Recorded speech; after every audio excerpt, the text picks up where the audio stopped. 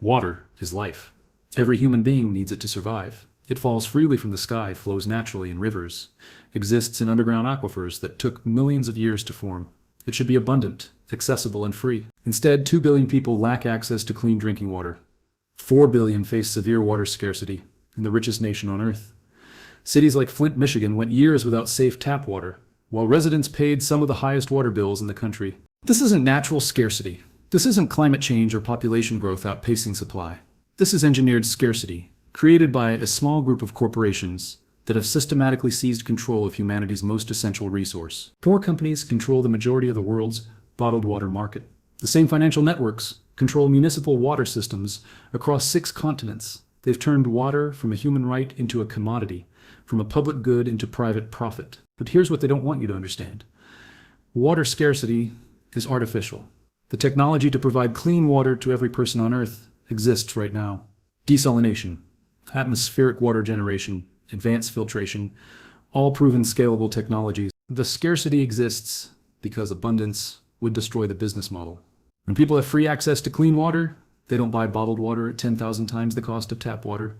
They don't accept massive rate increases from privatized utilities. They don't submit to corporate control over their most basic survival need. So the corporations that control water have spent decades creating scarcity where none should exist, contaminating public supplies, privatizing municipal systems, draining aquifers, blocking access to clean technology. This is the story of how they stole the rain, how they turned the most abundant resource on Earth into the most profitable scarcity, and how they're planning to tighten their control as climate change provides the perfect cover for permanent water rationing. The Roman template, water is power.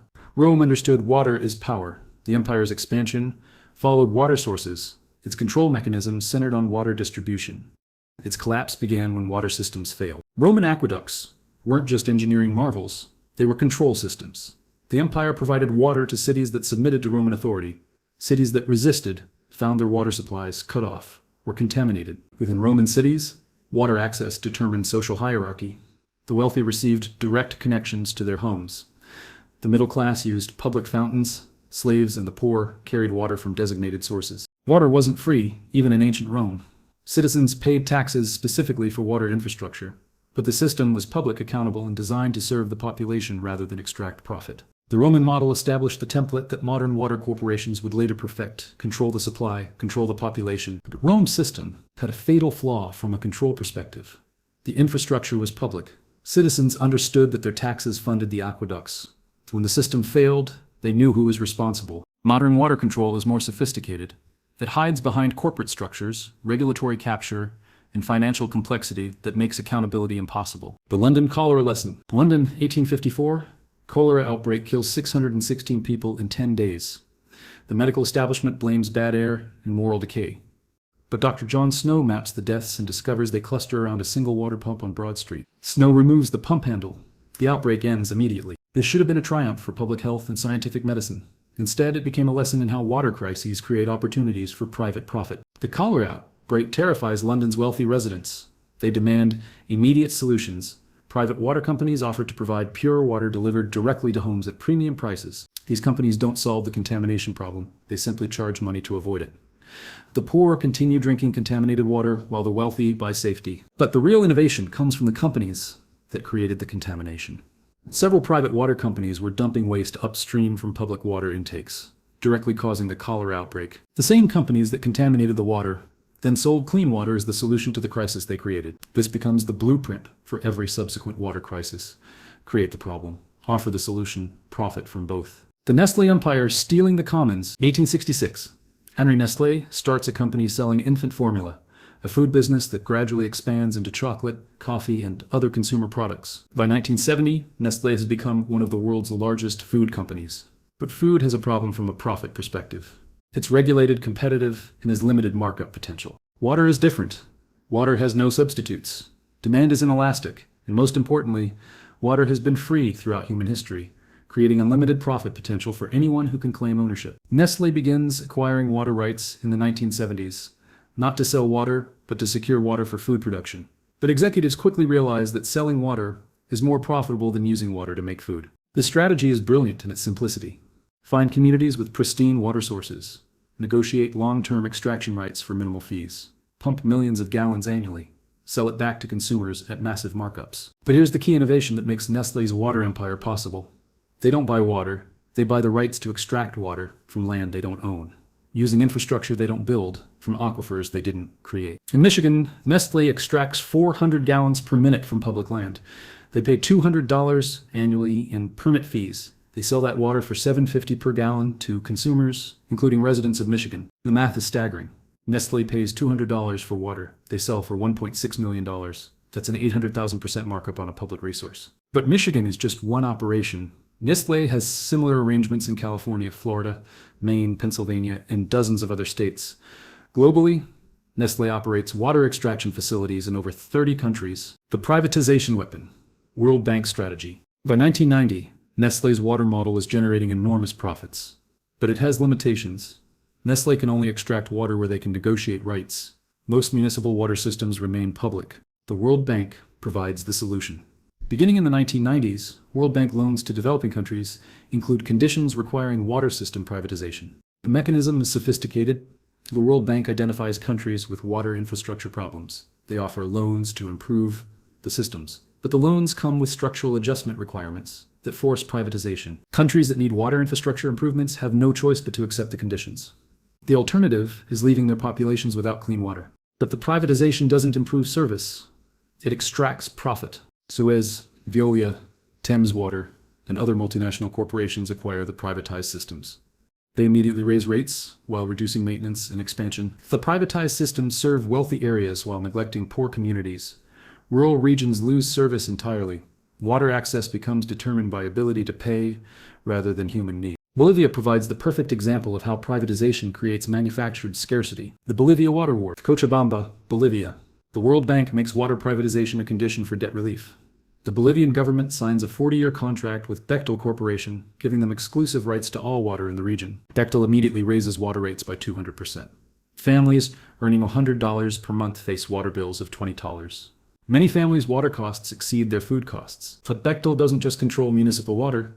Their contract gives them rights to rainwater collection, well water, and even water people collect from rivers. Collecting rainwater becomes illegal. Families who dig wells face criminal charges.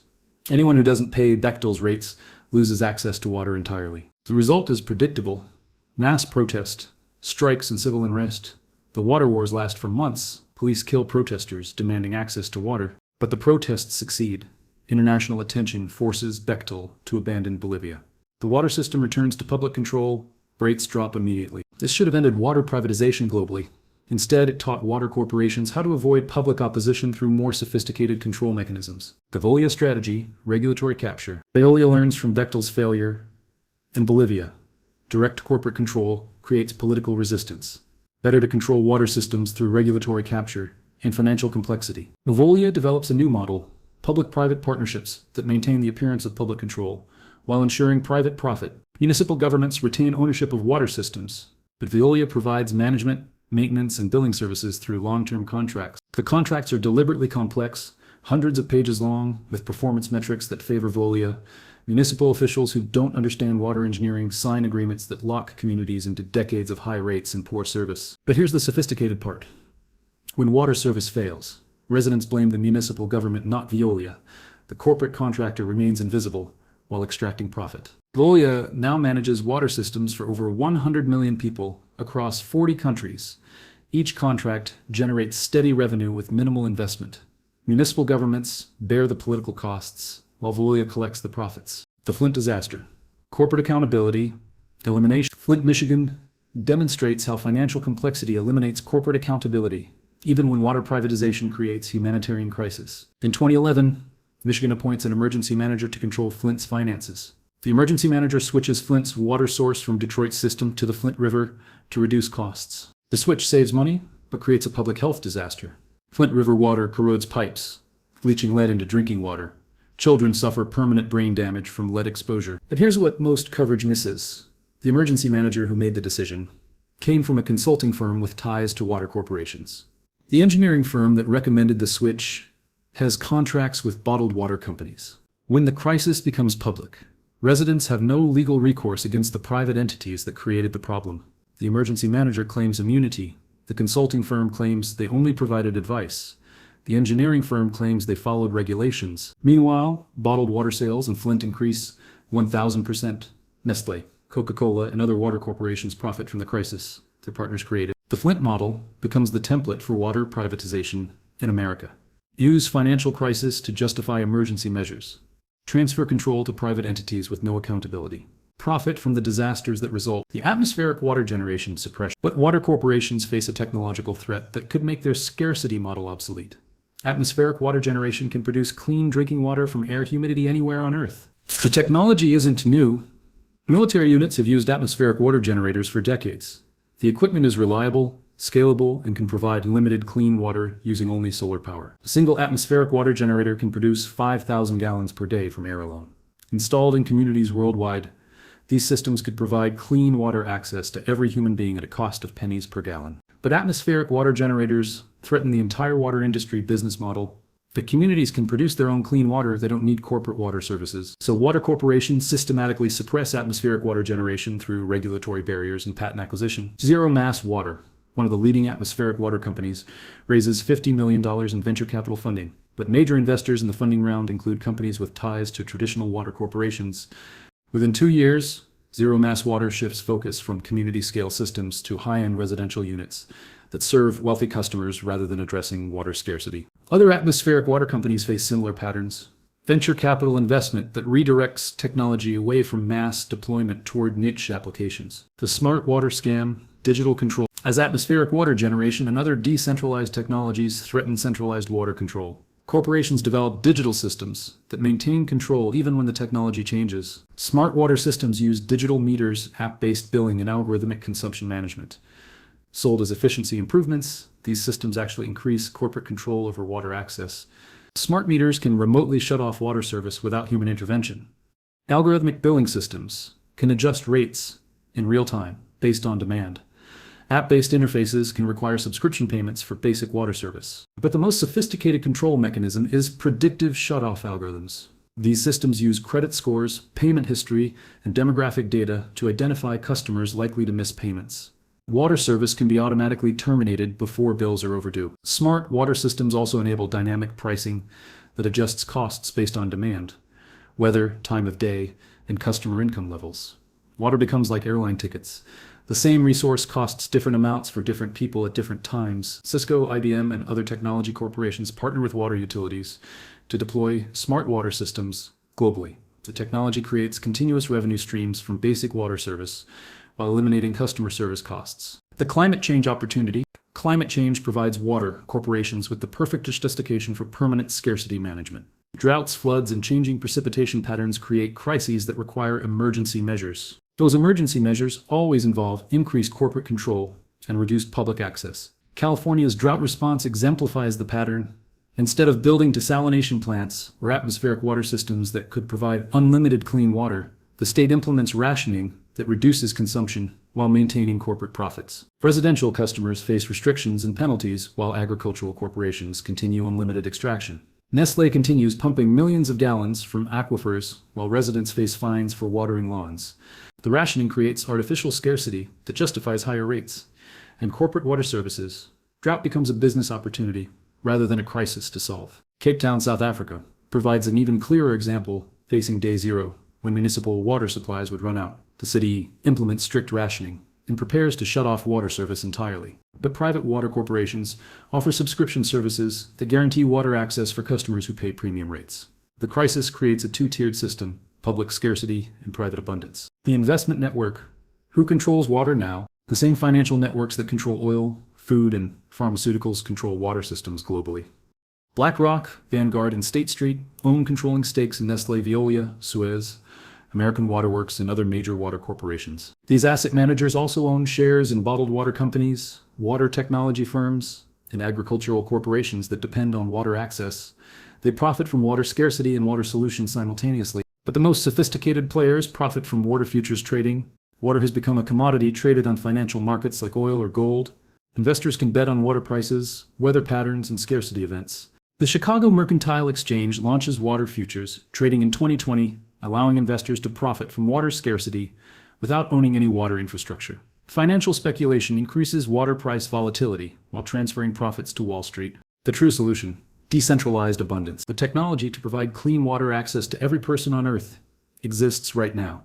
Desalination powered by renewable energy, atmospheric water generation, advanced filtration systems, distributed infrastructure that eliminates transportation costs. The total cost to provide universal water access using current technology would be approximately $30 billion annually.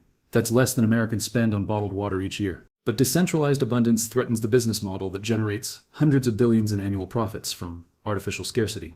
Water corporations maintain control through information suppression, as much as infrastructure control. They want people to believe water scarcity is natural and that corporate management is necessary. Neither is true. Water abundance is achievable with existing technology. Decentralized water systems are more efficient and resilient than centralized ones. The real water crisis. The water crisis isn't about scarcity, it's about control. The same financial networks that profit from oil scarcity, food scarcity, and energy scarcity have created water scarcity to extract profit from humanity's most basic need. They've turned rain into property, springs into assets, rivers into revenue streams, and they're planning to extend their control as climate change creates new opportunities for crisis management. But water is different from oil or food.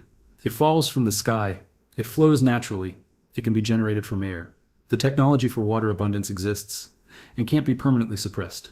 The question is whether humanity will accept corporate control over water or demand the abundance that's always been possible. Water is life. It should never be property. The time to reclaim it is now, before the control system becomes as entrenched as oil dependency. The rain belongs to everyone. The rivers belong to everyone. The right to water belongs to everyone. Corporate water control depends on people accepting scarcity as natural. But now you know the scarcity is artificial.